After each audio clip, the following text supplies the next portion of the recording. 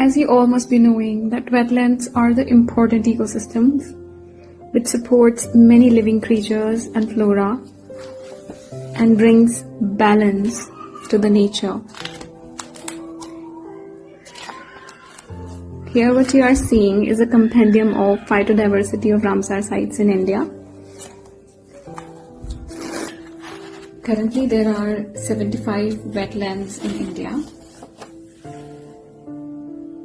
If you want to know which plant and which tree are found in these ecosystems, then you can definitely refer to this publication from Botanical Survey of India, titling as Compendium on Phytodiversity of Ramsar Sites in India.